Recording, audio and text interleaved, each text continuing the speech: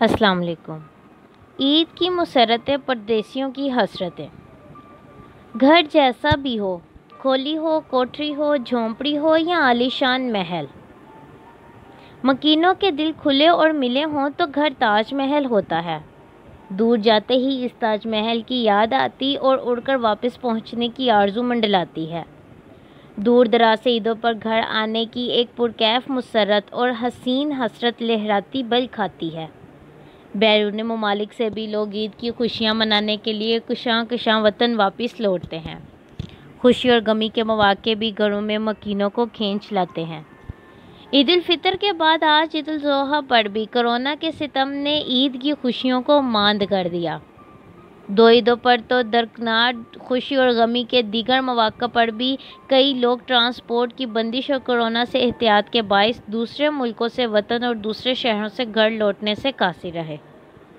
یہ ایک مجبوری ہے، مگر جو لوگ چارٹرڈ طیارہ کرانے اور ایک شہر سے دوسرے شہر جانے کے لیے بڑی سے بڑی گاڑی خریدنے کی ہمت رکھتے ہوں، ان پر خلد بری جیسے گھروں میں نہ آنے کا جبر مسلط کر دیا جائے تو ان کے دل پر کیا بیت سکتی ہے۔ ایسی پابندیوں کے انگاروں کی زد میں شریف خاندان آیا ہوا ہے۔ اس خاندان کے زیادہ تر افراد لندن میں ہیں، کچھ مریم سمیت لاہور میں ہیں۔ حسن نواز اور حسین اشتہاری قرار دیے جانے کے بعد وہاں بیٹھے ہیں۔ جب میاں نواز شریف کا عدالتی احکامات اور عمران خان حکومت کی طرف سے انسانی ہمدردی کی بنا پر علاج کے لیے لندن جانے کی اجازت دی گئی تو یہ کچھ لوگوں نے شدت سے باور کرایا گیا کہ مقتدر حلقوں کی طرف سے حکومت کی مرضی کے برعکس انہیں لندن جانے کی اجازت دی گئی ہے۔ کچھ دنوں میں مریم نواز بھی والد کے پاس لندن چلی جائیں گی، جہاں مقتدر حلقوں کو طاقت اور فیصلہ سازی کا محور قرار دیا گیا۔ مریم نواز نے بھی لندن جانے کی کوشش کی، عدالتوں سے رعایت مانگی گئی، مگر وہ بدستور پاکستان میں ہیں۔ مقتدر حلقے انہیں بھی لندن بھجوانے پر تیار تھے، تو کیا وہ حکومت جو میاں نواز شریف کے باہر جانے کی راہ میں مبینہ طور پر کوشش کے باوجود رکاوٹ نہ بن سکی، اب کیا ان حلقوں سے ٹکر لینے کی پوزیشن میں آ گئی ہے؟ ایسی باتوں کو الف لیلا داستان یا رام لیلا کہا جا سکتا ہے۔ میاں نواز شریف عدالتوں کی اجازت اور حکومت کی مرضی سے لندن گئے اور خالصتاً انسانی ہمدردی پر ان کی بدترین صحت کے باعث، جس کی نشاندہی میڈیکل رپورٹوں اور حکومتی ڈاکٹروں کی تصدیق سے بھی ہوتی ہے۔ میاں نواز شریف کی اپنی صحت کے حوالے سے ڈرامہ بازی اور کئی رپورٹوں کو جعلی قرار دینے کی باتیں تب ہوئیں جب میاں نواز شریف لندن میں کسی ہسپتال میں داخل ہونے کی بجائے کبھی سیر کرتے، کبھی ریسٹورنٹ میں چائے پیتے اور کبھی ضروری ملاقاتیں کرتے اور ان کو غیر ضروری میڈیا میں اچھالنے لگے۔ فوج اور شریفین کے مابین ڈیل کا تاثر دینے والے مسلم لیگ نون کی جانب سے جنرل باجوہ کی توسیع پر آئینی ترمیم کی حمایت کو دلیل کے طور پر پیش کرتے ہیں۔ ضروری نہیں ایسا کسی ڈیل کے نتیجے میں ہی ہوا ہو۔ میاں نواز شریف ہر صورت مریم نواز کو لندن بلوانا چاہتے ہیں۔ ایک مرتبہ میاں نواز شریف کے ذاتی معالج ڈاکٹر عدنان نے کہا کہ میاں نواز شریف کے آپریشن کی تاریخ طے ہو گئی ہے اور وہ مریم کی لندن میں موجودگی یقینی بنانا چاہتے ہیں، بصورت دیگر آپریشن نہیں کرائیں گے۔ میاں نواز شریف پاکستان سے لندن روانہ ہوئے تو اس وقت کے مقابلے میں وہ آج لندن میں باقاعدہ کسی ہسپتال میں داخل ہوئے بغیر بہت بہتر نظر آتے ہیں۔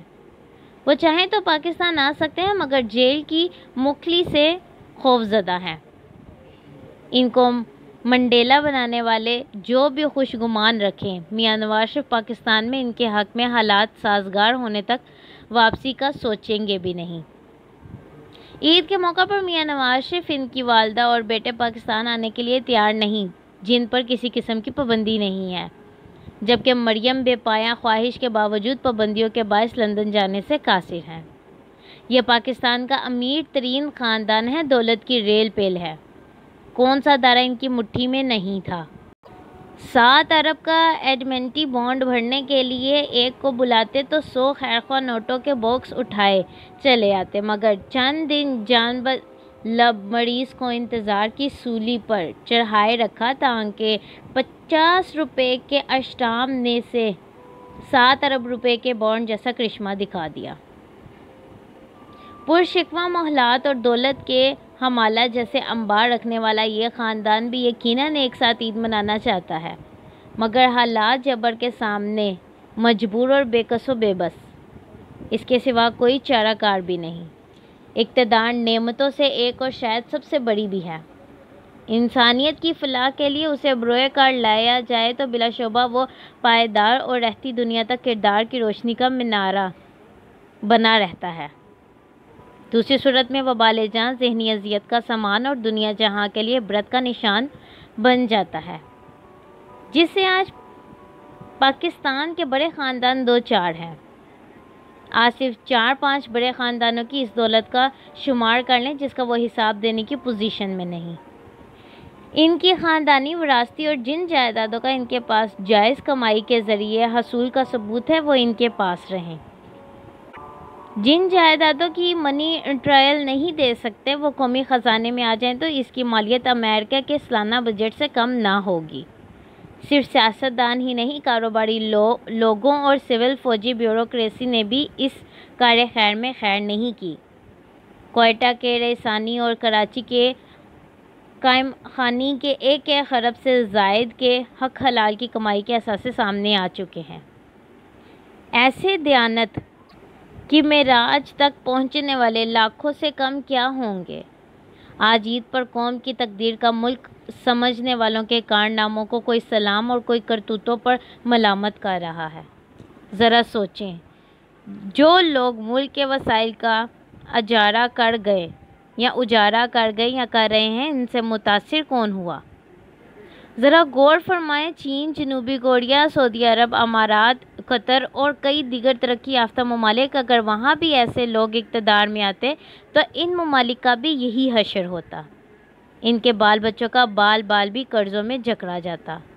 عرب ممالک سے تیل نکلتا ہے، اس کے مقابلے میں پاکستان میں سونے کی کانیں ہیں۔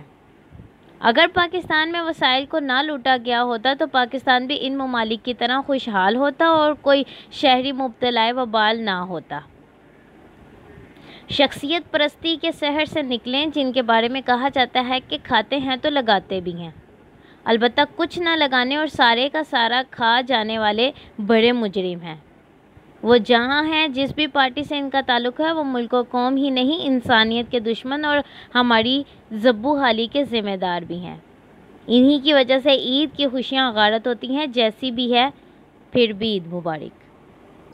اس طرح کی مزید ویڈیوز کے لیے چینل کو لائک اور سبسکرائب کرنا مت بھولیں۔ شکریہ۔